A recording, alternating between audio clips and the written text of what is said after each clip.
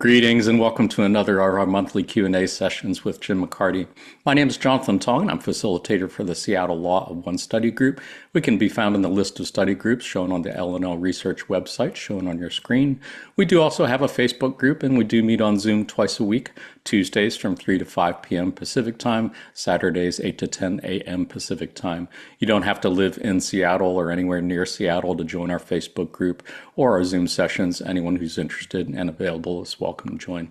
Just contact us at seattlelawof1@gmail.com if you'd like to get on our mailing list. We send out emails once a week with Zoom links and information on what we'll be talking about that week. We do also have a YouTube channel where we keep recordings of our podcast episodes, as well as recordings of previous Q&A sessions with Jim McCarty. Go ahead to our YouTube channel, hit the subscribe button if you'd like to get notifications when we upload new videos, and contact us at seattlelawof1@gmail.com if you'd like to sit in on any of these sessions. Otherwise, we are blessed once again to be joined by our good friend Jim McCarty for some informal conversation and questions about the law of one and how to live it. How are you doing today, my friend? Are you there, Jim? How are you doing? Yeah, your voice and your picture froze there for a second. Oh, sorry. But yeah, I'm doing well. Chilly weather outside. The snow is starting to melt some, so I might be able to get my leaf work done this afternoon. I've been working on all the various kinds of leaves that have come down and getting the lawn surface to haul them away and then put the rest of them in garbage cans. And I got a few to go, and I might get them done this afternoon. Wow. Yeah, it's nice. Have you had snow yet in Kentucky? Yeah, we just had 4 inches last Monday. 4 inches. Wow. And that's what's just now melting away. Wow. That was the first of the year? First snow of the year, but we've had temperatures below freezing for the last 8 or 10 days. Yeah, I haven't had snow in Seattle yet. We've had quite a bit of rain and not no snow yet, but we're happy to see it and we're happy with whatever we get on this beautiful planet. Did want to thank you, as always, for taking time to join us for Q&A. We've got a couple questions in the chat window. We have a couple questions that were submitted by our Seattle Law of One Facebook group. So if it's okay with you, I'd love to go straight to those questions. Okay. Eddie, I believe you're up first. Did you have a question you wanted to ask? I do have a question. I do have multiple questions. I'm going to go on camera so that you know I'm a real person. I'm not a bot or an AI. You never know these days. My question is related to tarot. And just to preface, I've listened to the books 1 and 2 multiple times. I've done some reading, but I like to listen, and I love that they're recorded by Jim. Like his voice is warm and nice and keeps you connected. The question that I have, and if I remember correctly, is Ra refers to tarot as a system of study. And to be honest with you, when I got to that part and I didn't know a lot about tarot until recently, I would get confused. I'm like, what are they talking about? For example, the matrix of the mind or the matrix of the body, all that didn't make sense until I went on the website and I found this book that they did a workshop and it had a lot of information. And that was helpful. So now to my question. So hopefully that gave you a little bit of background. My question is, I don't want Jim to I'm not looking for dogma. I'm not seeking answers to tell me what to do, but I'm really interested and I've been really thinking about this. Has Jim evolved through tarot? Any recommendations or insights in addition to what we know about tarot as a system of study? No, I guess about 6 years ago, I started studying the tarot more in depth than I had before, but over the years, I've not really kept my study up. I do have my book here that I've gotten information that we got from the Raw Contact about the tarot. But in general, I would say the tarot is a means by which we can understand how we evolve in mind, body, and spirit. And that evolution is a balanced type of evolution that we need to work with all three of those categories. And the Tarot gives us more specific information on how to do that. During the raw contact, we were able to get pretty specific information about the mind. And as far as the body and spirit, we only got general information. So the only kind of specific information I could give you about any part of the Tarot would be about the mind. And if you have a specific question about the matrix of the mind, the potentiator of the mind, the catalyst of the mind, or any of that, I can refer to my book that I've got here that I put together with all that information in it. So if you have specific questions, I can try to answer them in that way. Is the book published? Like, is it accessible where I can go and study No, it? No. no, it hasn't been published because a lot of it in concerning the mind and the body, no, the body and the spirit, I made my own guesses as to what Ra was talking about, and I could be wrong. And I want to remind all of you that when I give you any kind of answer here today, I could be wrong. I'm giving you my opinion. So the book isn't available. It's not a very big book because we didn't get that much information. Other people have taken the information that we've gotten and have written books about it. So, so if you have a specific question about the mind, especially, I could go and see what part that you're talking about and give you what Ra had to say about it. Maybe I'll ask you my own, like a question related to my own experience with the tarot, and then I've just started learning more about it and I really wanted to follow Ra's advice and take it as a system of study to get to know myself better. I noticed that I'm trying to visualize the cards. Let's say the matrix of the mind, the magician, the first one. Mm-hmm. And now I'm at a point where I can visualize it in my head. And I noticed that things start changing from what was said. And I think that's the one thing I would like to hear from you based on your own experience. That's the evolution that Ra wants us to have, for us to happen. Yeah, basically, I think the matrix of the mind is that part of the mind that is conscious. And the potentiator of the mind is the subconscious, the high priestess. And when we make pre-incarnative choices, the high priestess biases those choices as we go through our daily life so that we can see something in a certain way. And the conscious mind, then the matrix, has the task, we do as we live our life, of seeing what we're going through in a symbolic fashion. And those are, as I said, something that go along with what we've chosen pre-incarnatively as our lessons we want to learn. So you could have 3 or 4 different people looking at one situation and have 3 or 4 different ways that they could interpret it appropriately for themselves. Does that answer your question, Eddie? Do you have any follow-ups? It does. And then I'm starting, like I said, I'm starting to like peel that onion, and I'm at the very beginning. So maybe what the answers will inspire some new ways of thinking about it. I do have a question. You don't have to answer it, but it's a recurring question about you specifically, Jim. The question is this, and it comes to me constantly, is if you think about the densities, the way Ra described Christ as he's higher fourth density. And he talks about the 3 who did the challenge, Jim and the rest of the group, as 5th and 6th densities.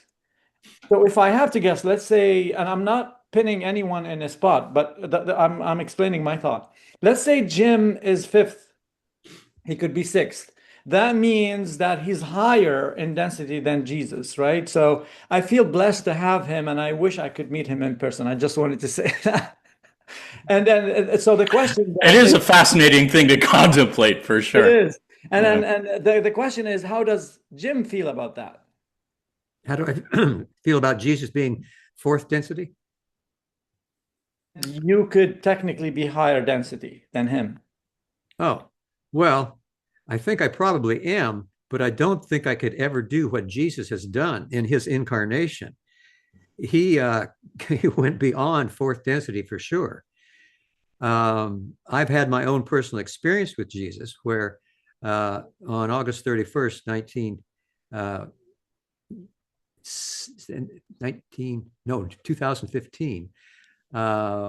I was just meditating in the living room, waiting for our homecoming crew to get here. And I thought, well, I'm going to ask the creator to come to within my being and to be with me. And nothing happened. So I thought, that's probably because the creator's already there. The creator is everywhere. So very fast. And I started crying. And I knew that Jesus was there. So I think that can help them on their spiritual journeys. But I don't know if anybody in the third density has ever done anything like Jesus did. That he gave his body so that we could all see that after he rose from the dead, we are not limited to one lifetime. We are eternal beings. And that, I think, was his whole message. John 3:16, for God so loved the world that he gave his only begotten son, that whosoever believeth in him should not perish, but have everlasting life. I think that's the whole deal. That's the message that he gave us. Because at that time, I don't know how many people knew that. I imagine in some of the mystical religions, the aspects of them, they knew that, but in others, they may not have.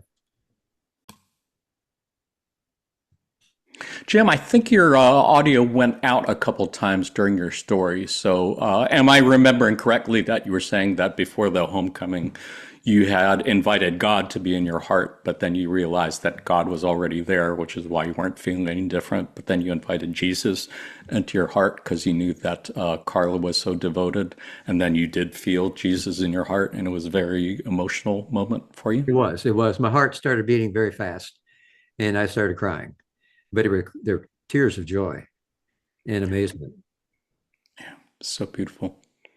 I appreciated Eddie's question because I have wondered about that myself quite a few times. That I know in the raw contact, Ross said that Jesus was a very advanced fourth density wanderer, which would make sense if fourth density is about unconditional love and understanding.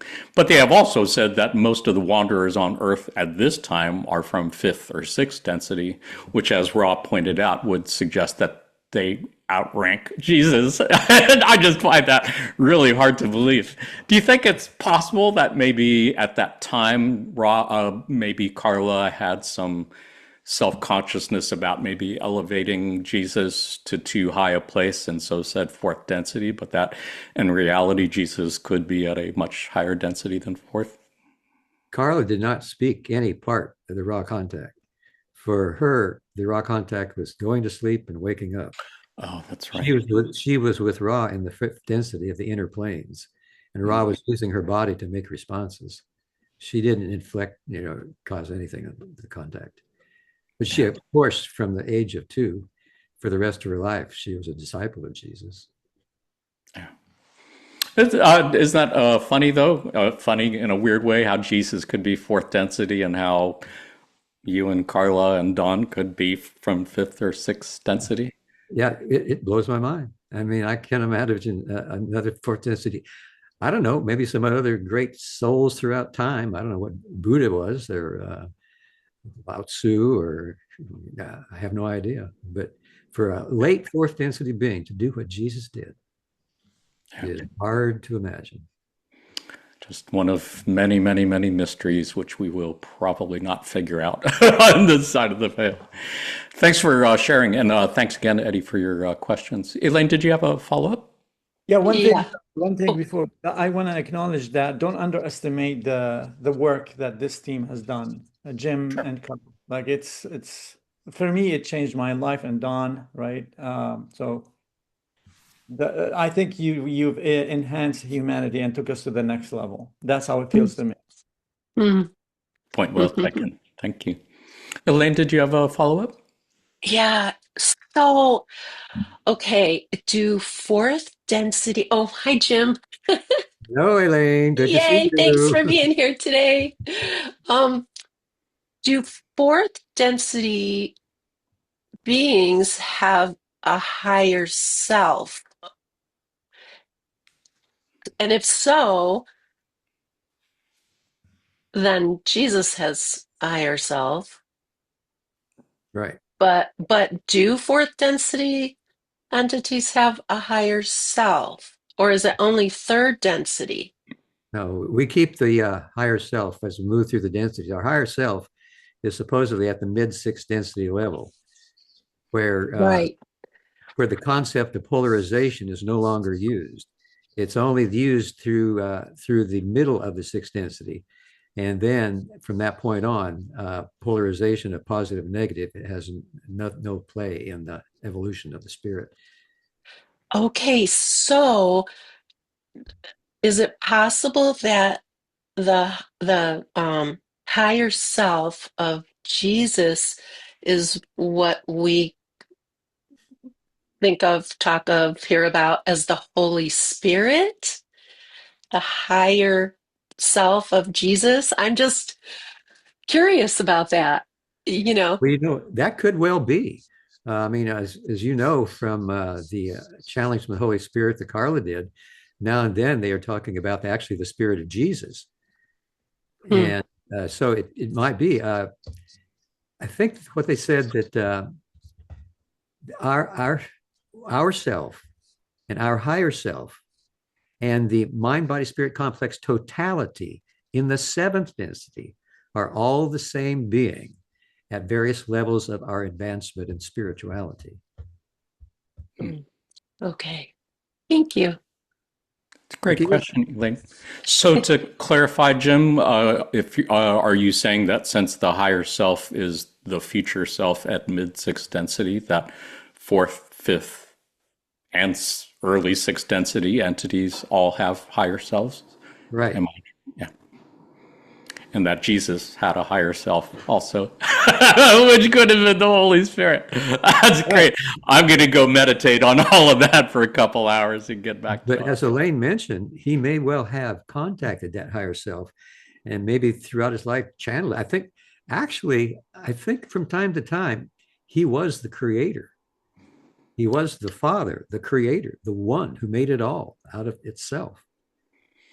I saw that in a passage recently. Yes, indeed. Indeed.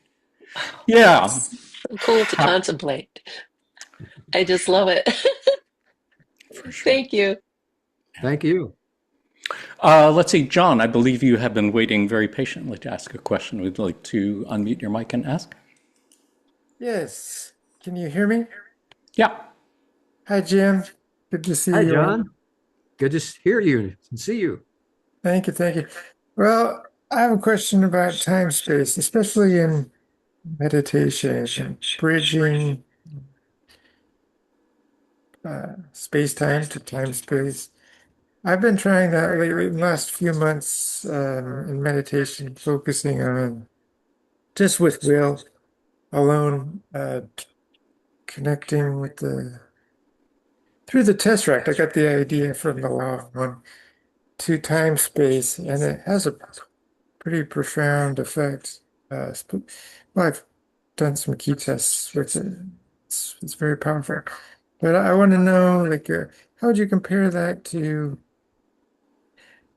Personally, I feel like with the magical personality, that's a higher level, but also involves maybe risks or certain cons.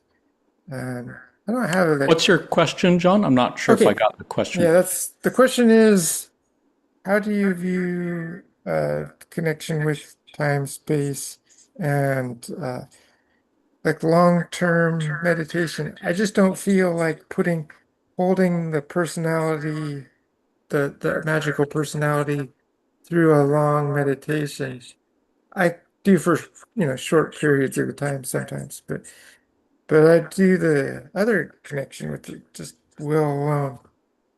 Do you have any thoughts on that? Well, I have a connection with my magical personality every morning when I do the banishing ritual of the lesser pentagram in my living room to provide protection. I'm getting an echo. Yeah, I'm hearing it too. Josh's mic is off. It might be coming from his other connection. Try again. Okay. Each morning, about 6 o'clock, I perform the banishing ritual of the lesser pentagram in the living room to provide protection for that area because it's where we have our public channeling meditations. So the magical personality is what is invoked as I reach up. Did something go wrong again? Yeah, we lost a bit of it. So you're talking about doing the banishing ritual in the living room and then how you engage with the magical personality at that time? Yeah. When I reach above my head, I am inviting the magical personality to come down into my being. And then for the rest of the banishing ritual, the magical personality is with me as I face in all four directions to ask for the protection of that space so that no negative entity or unknown entities may be part of any uh, public channeling meditations or any gatherings that we have there. So that's my connection. And it's a connection, I believe you mentioned something about time space, that is made in time space. So after I've done the entire ritual, I've gotten all the archangels invoked, and I've been in all four directions. Then I release that energy. I give it back up to the creator. And then I'm giving over the magical personality, and I stomp my foot on the floor to make it final. That leads me to a question that Morris actually submitted a couple days ago. He must have been seeing forward in time because perfect fit for this question. Morris, who was not able to join us today, was asking, why does someone need to remove the magical personality after doing healing work, is his example.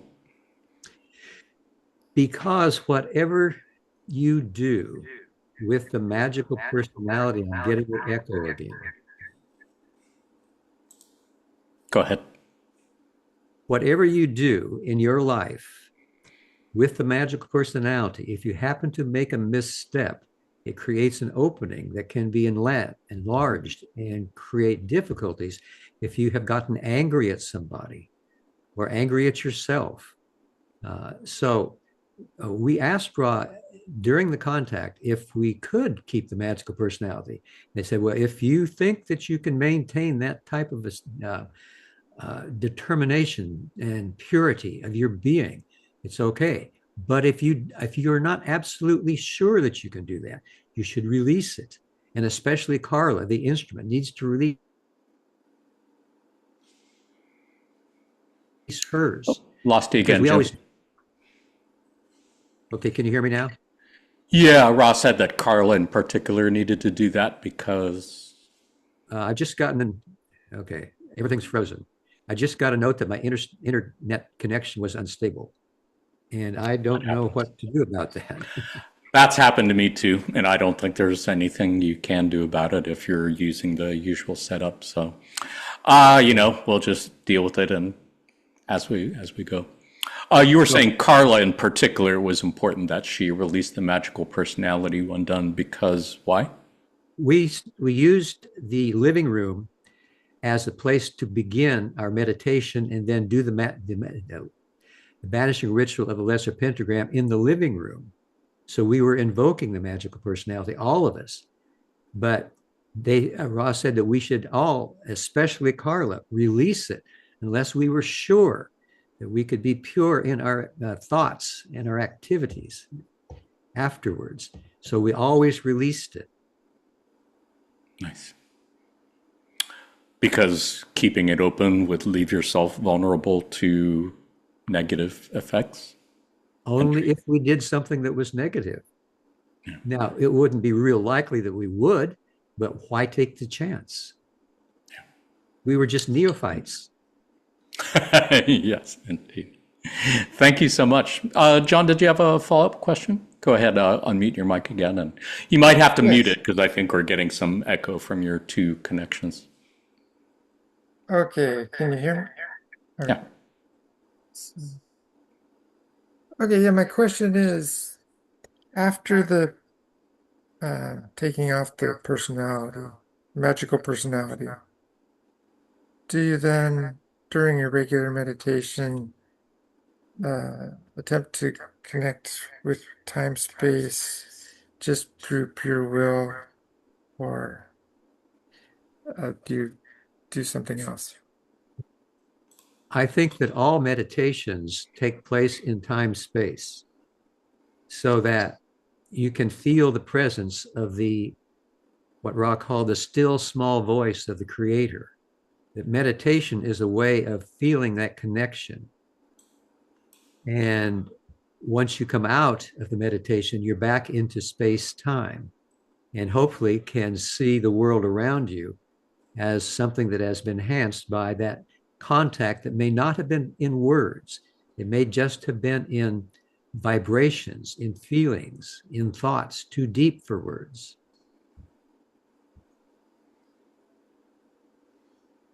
Does that answer your question, John? Did you have any follow-ups on that?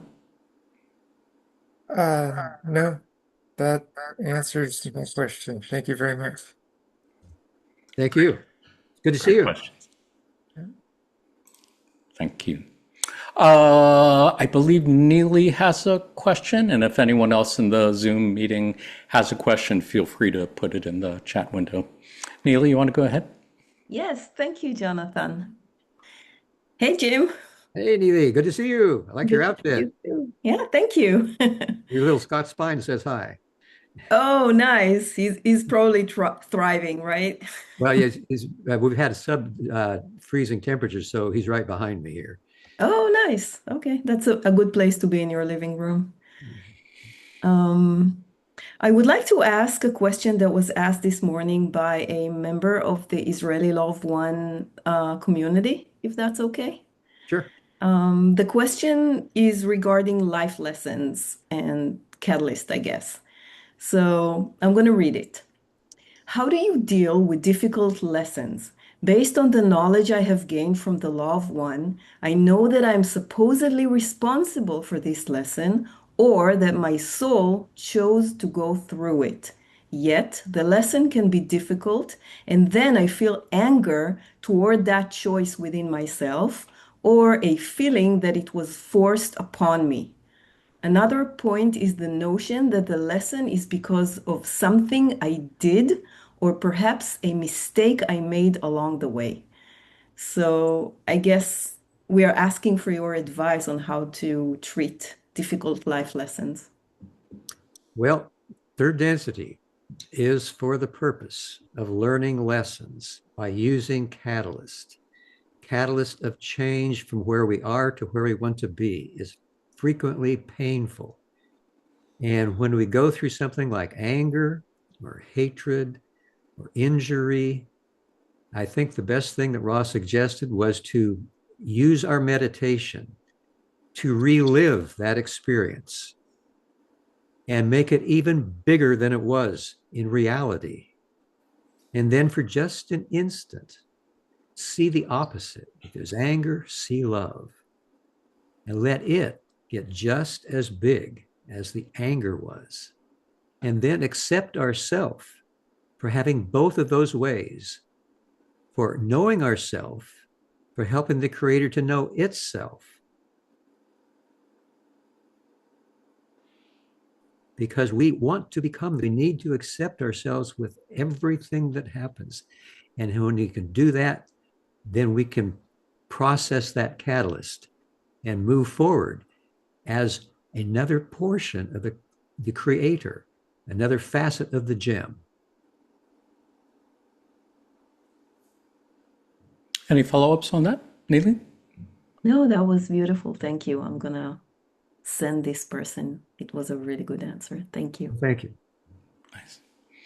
Yeah, and our hearts and our love go to all our brothers and sisters in Israel and Palestine and everywhere in the Middle East, for all our brothers and sisters who yearn for peace and an end to those wars. Let's see. I believe I had a question submitted from our Facebook group from Candace, who had a question about wanderers. Candace is asking, do wanderers have to meet the same graduation requirements to move on from their third density cycle? If a wanderer gets stuck in the sinkhole of indifference, do they become trapped back in third density and have to continue reincarnating until they choose service to others and polarize enough to become harvestable? I believe that the short answer is yes. The longer answer would be that all wanderers, as they come back here as brothers and sisters of sorrow to deal with the sorrow of planet Earth in various ways, go before the Council of Saturn to make what we might call a contract. And that contract would probably say, yes, you need to make that choice the same as all other third density beings do. And that is the kind of a risk that you take. But if you have made another kind of contract, specifically that you would make some errors, but then they correct them, that might be different. But I think most of the time, the same expectations hold for wanderers as do for any third density being. Indeed. Yeah, I think they made references to karmic entanglements. One could become karmically entangled by being consciously unloving to others, and that could make it a little bit difficult, perhaps, to graduate. Yeah. Let's see. Candace, hope that answers your question. Otherwise, let's see, I'm not seeing any questions in the chat window. So, Jim, if you don't mind, I had a question I wanted to ask about a particular passage I was looking at not too long ago. If you don't mind, I'm going to put it on the screen. This is from a while ago.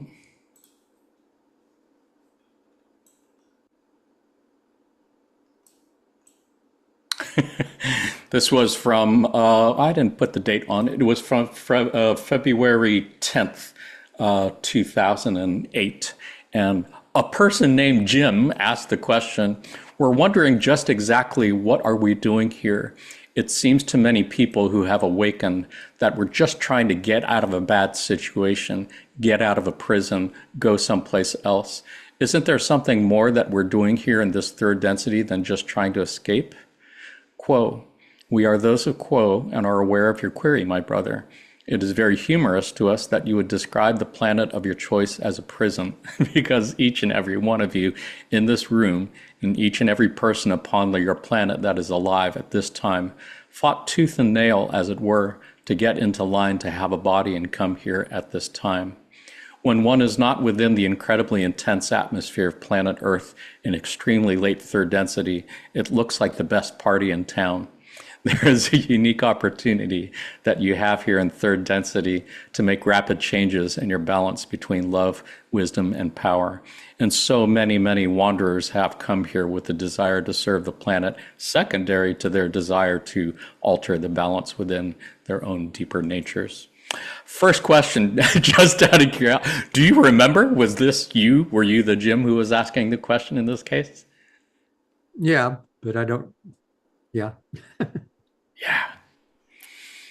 Appreciate it. This is one of my favorite passages, just because I love the part where they say when you're not within the incredibly intense atmosphere of Earth, in extremely late third density, it looks like the best party in town. And it's the only session where they've used that phrase in particular, and I just think that's delightful.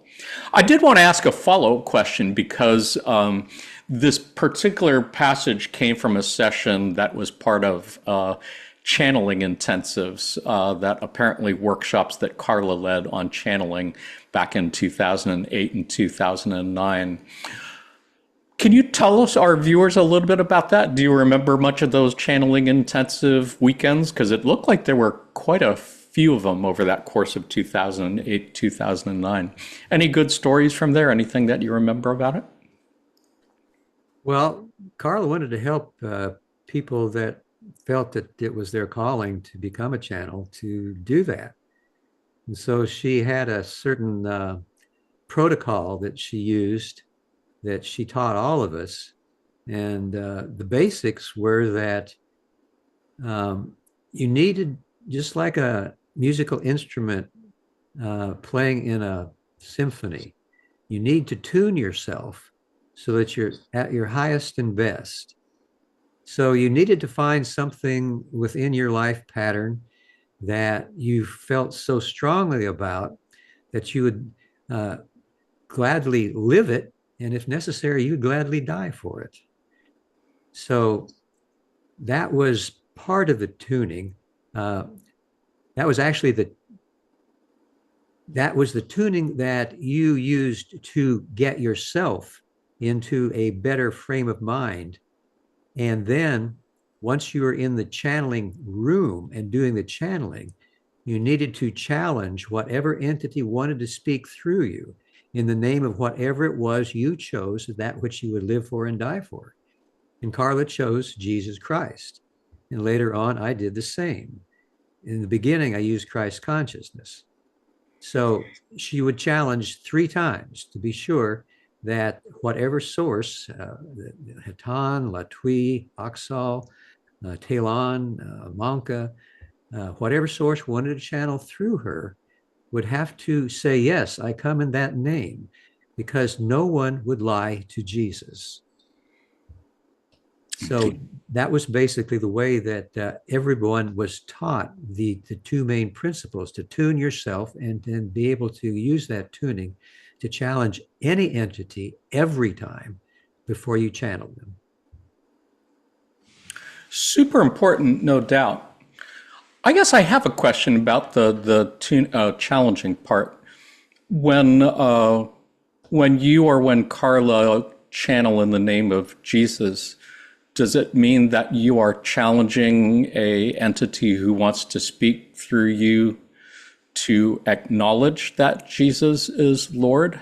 And is part of the power of that the fact that a negatively polarized entity would be depolarized by acknowledging that Jesus is Lord? Or how does that work? Yep, that's basically it. You're saying, can you say that Jesus Christ is the Lord? And if they cannot say that, then you do not channel them. And as I said before, in the time-space realms, lies cannot be told in the name of, saying that Jesus is Lord if you don't believe that. If a negative entity tries to say yes, it wouldn't work. Indeed. Yeah, that makes sense. I appreciate it. I was thinking, I just saw a passage not too long ago where Quo was saying that it is the nature of the Christ consciousness that if you call for Christ, Christ will be there by your side. Even if you're not like particularly devoted to Christ, that's the power of the Christ, that if you call his name, he will be there, which I suppose is why taking the Lord's name in vain is considered not a cool thing to do, because you really shouldn't say Jesus' name unless you really want Jesus right there at that moment. Right. So, Right.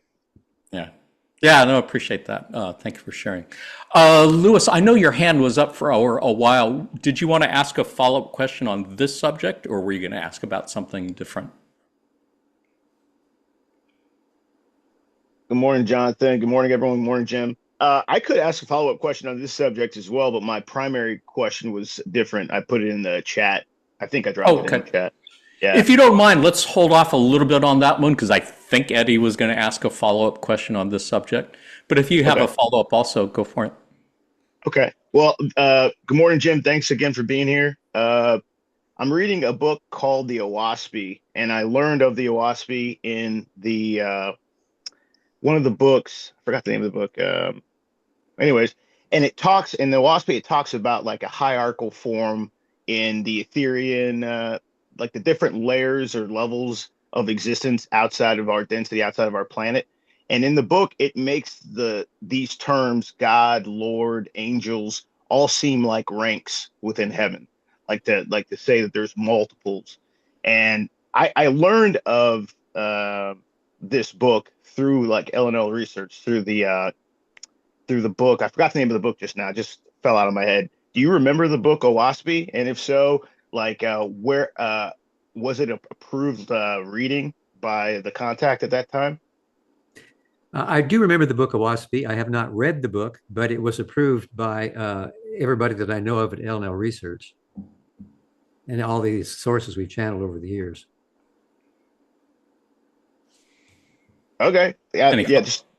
That's interesting then, because like if there are multiple lords, according to the book, there are lords throughout the earth who are responsible for different regions of the earth. And so if there are multiple lords throughout the history of the planet, then I guess technically, I don't know if that's the same energy behind the term Lord that you used, or that other entities used, or if it was that there was only one Lord, and that was what everyone had to acknowledge. Well, there's one creator, but then the creator isn't everyone. And Lord, I'm not sure how, different people could use the word Lord in different ways. They might be enlightened beings of a certain religion or a certain area that other people could follow if they wished to. But since I said I have not read Oahspe, I'm not sure exactly how they're using the word Lord. It's a good question. Thanks Awesome. Thank you very much. Appreciate it. Thank you. Eddie, I saw your hand up there. Did you have a follow-up question on something? Yes, it's more of a clarification around the way Carla, maybe she started a system, this way of challenging entities by asking them about Lord Jesus, right? But I think from what I understood, and that's the question, it's because she is a true believer of Jesus as a Lord, doesn't mean that everyone has to do the same. And Jim, correct me if I'm wrong. Like if someone believes in Buddha, maybe that would be that for them, right? So the system was specifically for Carla and her belief system. It's not a generic form that everyone has to follow. No. Everyone is unique in the way that they do whatever they do. They're just certain guidelines for those that are serving as instruments. Perfect. And then a follow-up question on another question related to wanderers. And I think the minute I thought about that question, someone else asked, and it's interesting. And the follow-up question is, and I've always thought about this question related to Jim specifically, assuming he's a wanderer, right? Like if he is a wanderer, and I think he came and helped a lot. I'm a living example of how helpful the content and the channeling was for me.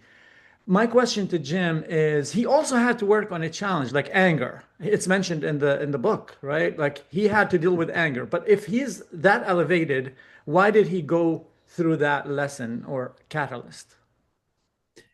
I believe it was pre-incarnatively chosen as a way of helping me to accept myself. The anger that I had when I was a kid just kept multiplying as time went on. I blamed myself for whatever went wrong. If I pounding a nail and it went crooked, or if I sawing a board and it was crooked, I would probably break something. I found out later on that's a classification of people they call breakers. So eventually, when I was 68 years old, back in my bedroom now, and I was typing on my computer, the power cord came out 3 times, and I got angry and I whacked the back of the computer with the power cord and broke the computer, the monitor. And that was just before I went to bed. So I went to bed and I said to myself, well, there I went again. I broke something important to me. I wish I hadn't done that. I'm really tired of doing that. And then all of a sudden, my heart started beating fast and I started crying. And I knew that finally I'd accepted myself. I didn't have to break anything else. And it only took 68 years to learn that. Well, my guess is, unlike me, you probably never took the Lord's name in vain when you broke something. Yeah, I missed what you said because my internet connection was unstable. What did you say? I'm sorry. I was joking that, unlike me, I'm guessing you never took the Lord's name in vain when you broke something. Unfortunately, I didn't do that. Yeah. Don thought those were power words, swear words, and you should not use them. Yeah. Indeed. I think I have told myself that when I do it, it's because I'm asking for the help. I do, in fact, want him there and to help me through a difficult, exasperating time. At least that's what I'm telling myself. Folks on Zoom, do you have any other questions you'd like to ask? I don't think I saw. Lewis, did you have another question in the chat window? I sure did. Let's see. Do you want to go ahead Yep. and Okay. ask? Absolutely. Thank you. So Jim, I remembered the book. It was The Voices of the Confederation. That was the book where I first heard Oh, verses okay. of the or read whatever verses of the Oahspe, and that's what led me to seek it out. But the question is, I'm currently in the raw material volume 4, and it's talking a lot about the Tarot. Um, and the question is, why does it seem that the right hand path, like service to others, offers the seeker, offers the individual protection, and I've seen references to this and more than just that volume, but the left hand path, service to self, doesn't appear to offer the seeker protection. I think that's basically because the left-hand path is the path of that, Ra said, the path of that which is not. It is not the path of unity, which the right-hand path is. So the left-hand path is not the path of unity because each left-handed seeker wants to control, separate from each other person and control them and gain their power so they can become more powerful and move forward on their spiritual path. And this works through the third density, fourth density, and fifth density. But then when they get to the sixth density, where you have to balance love and wisdom, the love of fourth density with the wisdom of fifth density, and see all as the creator, then they have a problem because they've separated themselves from the creator. And they, being wise, it's at that point they change their polarity and they become positive because they don't have to go back and start over. The power of the left-hand path, as the raw contact said, the creator blinks neither at the light nor the dark. So they just use that power and reverse it and become positively oriented entities until the middle of the sixth density. Then, as I said earlier, the concept of polarity is no longer used as a means of moving through the densities. Any follow-ups on that? I'll follow ups on that, Lewis. Thank you very much for that, Jim. Kind of, but it's more like a theoretical. Like, so is that because our sub logos decided that in order to make someone's commitment to service to self be that much stronger, they wouldn't have any assistance, they wouldn't have any protection, so they really had to, like, all the catalysts that came. Whoop, believe we lost your audio there, Lewis. Are you speaking? Oh my goodness gracious. Okay. Let's see. Are you there, Jim? Can you hear me okay? Yep. Yeah, I guess maybe he has problems with his computer too. Lewis is out there in Eastern Washington for sure. If I am understanding this question correctly, I think he's referring to the transformation of the mind, the tarot that's got the genie on the upper left-hand corner with a bow and arrow. And I believe Ra did say something to the effect that the genie offers protection to those on the left-hand path, but not to those on the right-hand path, because those on the right-hand path, it's about being vulnerable and having love as your protection and not needing anything more than that. Yeah. I'm probably misrepresenting that, but does that sound about right to you? Yeah, that's right. Yeah, and good lesson for sure for those on the service to others path. Eddie, I think we have time for one more question. Do you have one more question you wanted to ask before we start? I do. I could spend the entire day asking questions, especially, this is near and dear to my heart. So my question is, I'm sure you may, I don't want to emphasize, say it for certain, but we've been hearing, and even Ra said it, there will be a time when you have dual densities in the same body, like third and fourth in preparation to the transition and transformation. We've been hearing that now, this year, maybe 2025 into 2027, I've heard it in multiple sources that the transformation is starting to happen And there is not only upgrades in terms of density, but DNA. Like it seems that there is an upgrade in human DNA. And I wanted to hear it from Jim if he's like, is that true from your perspective? Do you have any channeling or any inclination or feelings or, information that you can share to acknowledge that this is happening? And is there anything we should do to help that transformation? No, excuse me. As far as I know, I've heard some people say that the DNA is changing, but I don't know that. We haven't got any channeled sources that have confirmed that. I think, though, that what Rod did say was that starting in around 1935, everyone who drops their body and walks into the light has a chance to go into the fourth density and have that fourth density body of love.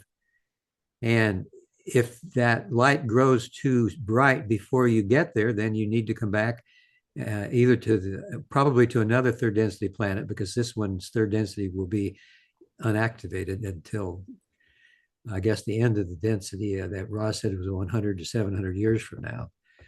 So everyone has a chance to make the harvest or the graduation. But I don't know anything about DNA changing as being a reflection of that. I have no idea. Any follow-ups on that, Eddie? Yeah, so maybe Jim, if I have a request, it would be in your meditations or channeling. Let's see if we can get any responses related to that. Just a suggestion for the suggestion box. Exactly. Good. Thank you, Eddie. Well, Jim, thank you again for being here, and thanks for your patience in dealing with our little technical issues today. If you don't mind, we've got one more thing to do today, and that's to have a little bit of a pop quiz. Pop goes the weasel. Yes, indeed. And I'm the weasel. Pop quiz, of course, is something that we like to do at the end of our time together, just to kind of end our otherwise serious discussions on a lighter note and maybe look for some law of one connections in pop culture.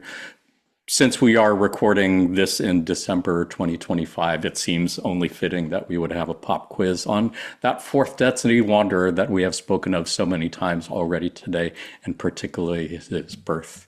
It is Christmas season. Jim, for our viewers, do you care to share a little bit about what Christmas means to you and how you like to celebrate? Well, for me, I celebrate Christmas by remembering Carla's love of Christmas. She always loved having all of her crystal, china, and silver here in my kitchen, polished up and looked at its best. So within the next couple of weeks, I'll be doing that. I'll be taking it down from all the shelves and putting it through the dishwasher if it's crystal or china. And if it's silver, I have to use Tarnix on it. And then I clean the shelves as well. And then I think about her a lot. And that's basically my Christmas. I really don't partake in the commercialized Christmas. I don't give Christmas presents. I don't want Christmas presents. I'm not in, it's not Christmas. For me, it's the Mass of Christ. And I like to focus on Jesus the Christ because that's what has most meaning for me. So beautiful. Yeah, I appreciate your sharing that. It is so easy to get caught up in the material and commercial part of Christmas. So really appreciate being able to keep it spiritual, shall we say. As I'm sure you know already, Jesus has been mentioned hundreds of times in the raw contact and channeling sessions with Quo over the years. So today, just for fun, I'm going to ask you 3 questions about the birth of Jesus based on what Quo said in one particular channeling session where the main question was specifically about the birth and life of Jesus. You could possibly find different answers to these questions in other sessions, but I don't recall seeing any contradictory answers elsewhere. So This is just going to be for fun. And the questions this time are not going to be multiple choice. They are essay questions. They are open-ended questions. You can answer it however much or however little you want. And then I'll share the quote passage with you afterwards, and we'll compare and hopefully just have some fun with this. So your first question is this. According to Quo, on December 14th, 1986, Jesus was born in which month? This is a 5-point question based on how close you get. February. February is a good guess. That was my birth month. According to Quo, Quo said, the entity known as Yehoshua, whom Greeks call Jesus, or rather Jesus, was born closely upon the heels of midsummer. Very few years before that year suggested by your histories, approximately 5.5 years. We believe this is the correct measurement. We may only say it was in the middle of the 7th month. Well, that was the month that Carla was born in. In July. Oh, nice. Why is that not surprising? July 16th, 1943, 777. Wow. Middle of the 7th month, apparently. What beautiful synchronicity. Yeah. For our viewers, Jim, when's your birthday? May 10th, 1947. I only have 1 7. Apparently, that's all Actually, you I need. have 2 7s now. I'm 78. That's nice. Did you do any special birthday celebrations with Carla? Did you guys celebrate birthdays in any particular way? Yeah, we always celebrated the birthday the day before the birthday, the day of the birthday, and the day after the birthday. We want to stretch it out some. Oh, nice. Nice. Any special traditions, practices, favorite meals, or anything you would do? Well, her favorite cake was lemon cake with lemon frosting. Oh, nice. And I don't remember the meals. I remember she was the best cook I ever knew. Oh, nice. So beautiful. I'll bet she put love into every little bite of that. Oh, yeah. It was my job to chop up the vegetables and the fruit, and then she put it all together and put her own little spices in it. She tweaked it however she liked. She had over 2,000 recipes for different types of food. Really? Wow. Did you have a favorite? Or any favorites? Too many great ones. I couldn't say which one was best. Out of 2,000, I'll bet. Yeah, what a joy. What a beautiful way to manifest love. Are you ready for your second question? How about this one? According to Quo, on December 14th, 1986, was there an actual Star of Bethlehem? I think there was. Yeah. Anything you remember? Any details about it come to mind? No, but I've always thought that it was probably a UFO. Nice. Could very well have been. Yeah. According to this particular session, there's a couple interesting passages here. Quo here said, the birth was indeed humble, though brightened by an optical illusion, shall we say, a most unusual configuration within the heavens, which caused there to appear to be for some time of your months an unusually bright cluster of light in the night sky, an unusual alignment of both planets and constellations of stars that seemed to focus their brilliance upon a point which seemed far nearer your Earth planet by far than even your moon. This alignment was a cyclical event, which was an integral portion of the evolutionary cycle of your planetary sphere, which provided a doorway of a kind through the metaphysical realms, shall we say. That was the signal for the opportunity for the one known as Jesus to begin its service in the fashion which became known as its incarnational experience. That's such a beautiful thing to contemplate, such a beautiful thing to imagine that whatever it was, whether it was a UFO or some alignment of stars and constellations, that there was something really bright. Either one, you know, most inspiring. Super. How about your last question? According to Quo on that same channeling session, were there 3 wise men who followed the Star of Bethlehem to find baby Jesus? I would think so, but I don't know. I mean, I would say yes. Yeah.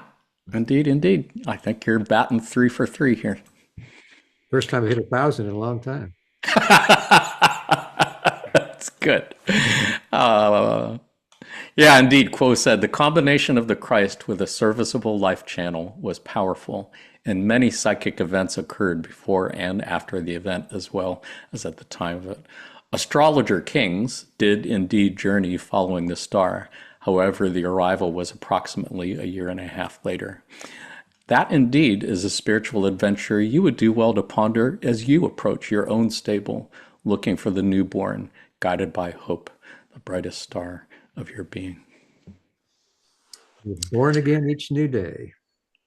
Yeah, yeah, which is certainly a beautiful way to think of it again. And yeah, really wish you the best this Christmas season, Jim. May you have a beautiful, holy Christmas, and may Christ's consciousness be reborn in you and in all of us this time over. As always, really want to thank you for taking time to be with us again today. Did you have any last thoughts, reflections, wanted to share with folks before we say goodbye? Oh, you know what I'm going to say. You are the favorite people in my life for talking about the law of one. You're all spiritual wanderers. You're all dear friends. And the time we spend together is a time of my open heart, feeling your open heart. We sing together in the choir of love. Thank you for being with me. I hope we can get together again for the rest of all of our lives. I love you all. We love you all too so much, my friend. We'd be happy to be your favorite study group in Seattle. That's good enough for me. Thank you so much for all you've done and continue to do in service to others. To all our friends at L&L Research, thank you for all you've done and continue to do in service to others. To all of you who joined us on our Zoom call this morning, thank you for all you've done and continue to do in service to others. And to you who are watching this on video sometime in the near or distant future, thank you for all you've done and continue to do in service to others. We are sending you our love light, and we are receiving yours. Until next time, in the love and light of the one infinite creator. Adonai, namaste.